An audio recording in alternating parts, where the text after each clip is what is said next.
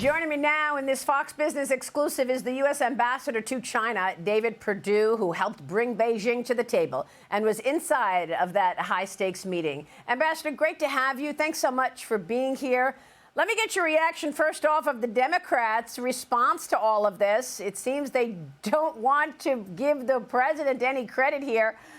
Tell us about the deal. It's really rich to hear the political back and forth there, but I'm encouraged, though, Maria, because the response in America has been mostly bipartisan.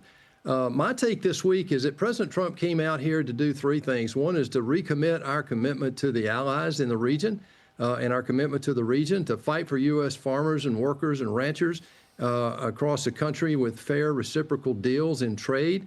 And then finally creating space with the Chinese so we can actually negotiate some of these other critical areas that we need to get agreement on. So I think it was a huge success, and only President Trump could have pulled that off.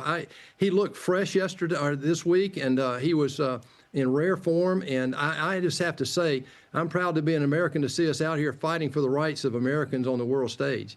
Yeah, he certainly got the royal welcome across the board throughout Asia, just the way he did throughout the Middle East. Now, that agreement to continue the flow of rare earth minerals, refined rare earth minerals, was so critical, not just to the United States, but to the whole world. And in exchange for that, the U.S. suspended that new rule that was put in place that would have expanded the entity list, export restrictions, to China. I imagine that was a key agreement and a key point that the Chinese wanted there. Well, there's several key points in here, Maria. Over the last 6 months, we both have thrown counterpunches and countermeasures at each other, and they haven't been very constructive, frankly, for the long-term benefit of either country. And so what we saw this week was President Trump came up with a plan. Secretary Besson and Ambassador Greer executed with their counterpart, Huli Feng, Vice Premier out here in China, and they've been working feverishly for the last 90 days, really, to get this done. And what we found was an off-ramp to get away from countermeasure versus countermeasure and get us some space where we can develop agreements to go forward and be permanent. What happened on April the 4th with regard to the first embargo and the new institution of rare earth element export review policies threw the world in a spin. But what happened on October 9th with the escalation of that was a very major escalation, geometrically bigger than anything we had done. And it was on every country, every product around the world in every country. So this is a major accomplishment to get an off-ramp of that and get a year to find reason between negotiating these two countries relative to our trade future.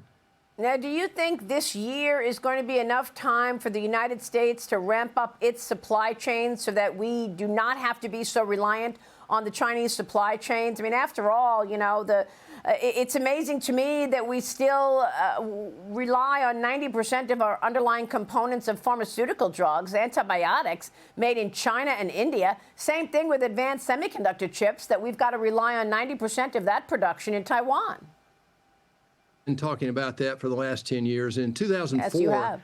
We were the world's largest producer of rare earth elements, the largest processor of rare earth elements, the largest commercial shipbuilder. We did all of our own pharmaceutical manufacturing back then. And over the last 20 years, through various administrations, we allowed those industries to be hollowed out. President Trump came on the stage in 2016 and 17 and said enough. We think now that China has pushed America too far with regard to this imbalance. And he's fighting back, and this meeting this week goes a long way to reestablishing our partnership and relationship so that we can move forward together equitably and in a reciprocal world. We haven't had that since really China joined WTO some 23 years ago. Yeah, you're right. And this reliance on the China's supply chain has put the U.S. behind the 8 ball. The meeting, we're told, was very respectful. Ambassador, how was it sitting in that room with the U.S.'s really #1 adversary? Well, personally, I was honored. This is not the first interaction we've been a part of between the two men. They've had 3 phone calls and many notes back and forth and messages back and forth. They like each other, they respect each other, and it was a very respectful meeting. President Trump came in strong on the issues that were important to us. President Xi represented his point of view, and I thought it was an extremely constructive meeting. And it wasn't just a meeting to say nice things to each other. There were some pretty tough words said, but at the same time, Both sides did it with respect, and I think it forms a platform for us going forward to work on some of these tough issues. And by the way, this was beneficial for the entire world. Going back to the rare earth element issue, what was happening affected the entire world, and our negotiation with China releases that pressure now on the entire world. So we've got a year to find out if we can figure out a way to get a permanent solution to this thing going forward, and I'm very optimistic we can. How important was it that the president had all of those other meetings with other Asian leaders going into the meeting with Xi Jinping? I mean, even before he arrived, he did a deal with Australia on rare earth, and we saw the incredible reception he received in Japan as well. Well, he had a great reception in Korea. Everywhere he went this week, you know, he had peace treaties he was very influential in. He had trade deals that only he could have, I think, imagined. Even the thing like a TikTok deal that came up in the meeting early this week. You know, and what other president could have imagined a deal like that to solve the desires of both countries? So I think it was a huge success this week. No matter what the opposition says back in Washington, the people around the world are very keen on what happens between the United States and China, and I think they're encouraged by the fact that both these leaders showed leadership today, or this week rather, in getting together and fighting through some of these tough issues in a very cordial, respectful manner.